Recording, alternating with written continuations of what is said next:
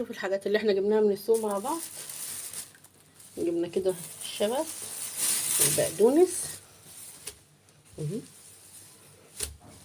قدرة المحشي، تمام، الفراولة طبعا انا هحطها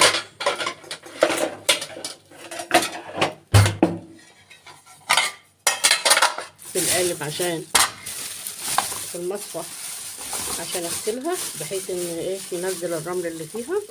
دي فراولة بلدي النضيفة الحلوة اللي مش مهرمنة، جميلة. شوف الفراولاية قنونة بس حلوة. دي فراولة بلدي طبعا، هي كده في المصفى تقوم تصفي ايه الرملة اللي فيها الكلام ده.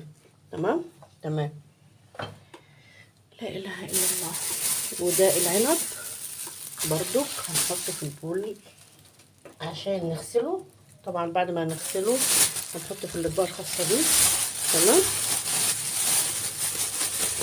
انا جبت الحاجات اللي ناقصاني في البيت، مش شرط ان انا شايفه الحاجه اجيب، لان انا محتاجه الحاجات اللي ناقصه بس اكمل الحاجات اللي في البيت. ده العنب بجد تحفه وطعمه خطير خطير خطير. ماشي تمام.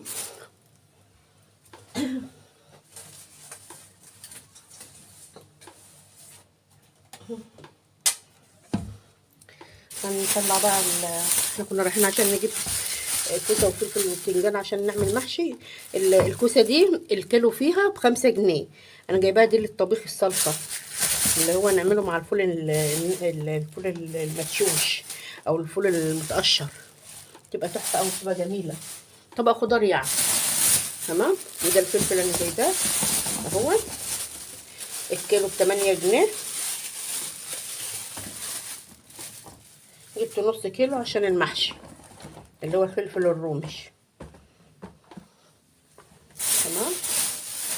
وجبت الكوسه ديت عشان المحشي. دي الكيلو ب8 جنيه. الكوسه دي حاجه ودي حاجه، دي جايه من الكبير.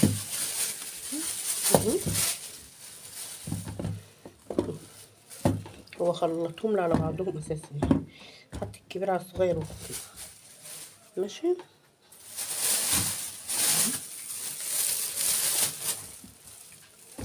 وده الباذنجان علشان المحشي. يبقى كده ايه جبنا ايه طلبات المحشي النهارده. تمام. وجبنا معاهم فاكهه برقوق عنب وايه وفراوله. تمام تمام.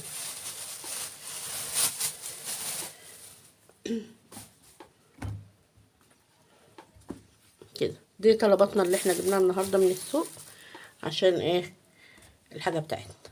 نشوفها ان شاء الله نخلصها.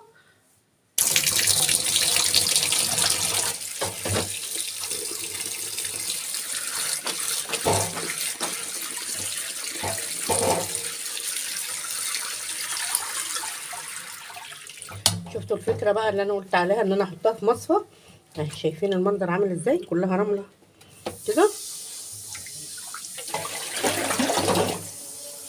شايفين؟ ده اللي انا بقول عليه. هي ممكن عادي كده زي ما تحبي تغسلي، بس انا بحب احط في المصفى عشان المصفى لو في رمله ولا حاجه بتقوم منزلاها. الفراوله بالذات بتبقى معلش عايزه ميه كتير، وانا من النوع اللي بحب ايه اغسلها كويس يعني. هي شيء طبيعي ان انت تغسلي الخضار او الفاكهه بتاعتك بطريقه كويسه. تمام. عشان تنزل انا بحوش العلق بتاعها ده عشان بيبقى تحت منه رمل برضه. تمام تمام.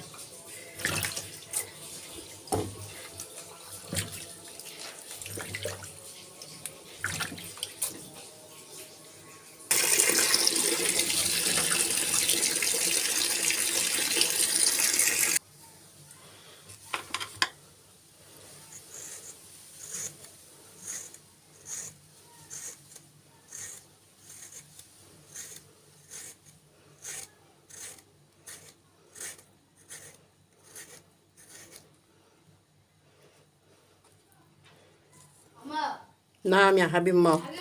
لا سلامتك يا حبيبي، بس ركز مع الابله في الدرس.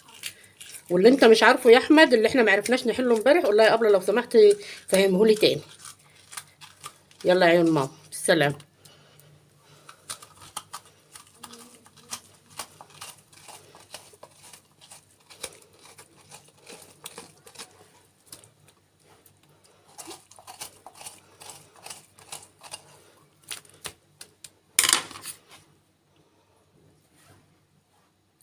ده عشان بحط في ارضيه الحله. ودي الكوبايه اهي.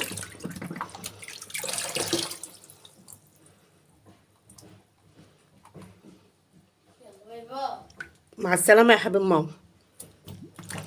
احنا بنقول لما نيجي خارجين من البيت يا محمد رسول الله. باي باي يا عمر ماما. محمد رسول الله يا حبيب ماما. هي الكوسه الكبيره ما تنفعش تتحشى. الكوسه الكبيره بالنسبه للبنات اللي اول مره يدخلوا المطبخ وعايزين يعملوا محشي، وعندهم كوسه وعايزين يحشوها بس هي كبيره وحابه تحشيها، عادي احشيها. هقول لك هتعملي ايه. هقوم جايه قطعه ده اهي بالراحه، بحيث ان انا ما اغورش عليها قوي، تبقى بالشكل ده كده. واقوم جايه هنا برضو بالراحه جدا جدا، هنا برضو. وامسك المقور بتاعي، هو اللي بيعمل الخربشه اللي انت بتشوفيها ديت، اللي ممكن تكون في مطعم او في فندق ولا معزومه عند حد ولا كده وتلاقيها. هي دي الخربشه زي ما انتم شايفين كده، اللي بيعملها المقور بالشكل ده كده. تمام تمام.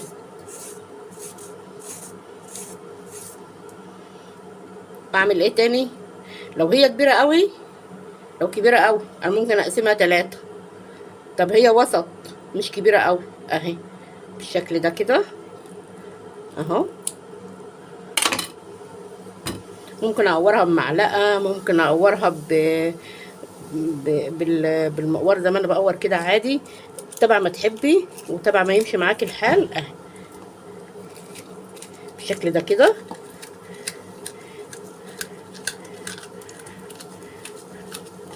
شايفين المنظر ده كده اهو. هي بس حبيت ادي الفكره بس للبنات والصبيان اللي هم ساكنين بره وحابين يعملوا محشي ومش لاقيين كوسه صغيره.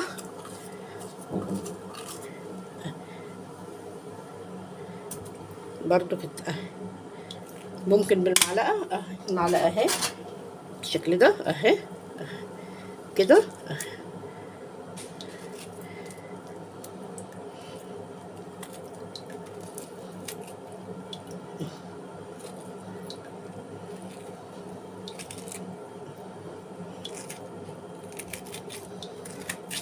ممكن بايد المعلقه لو حابه اهي.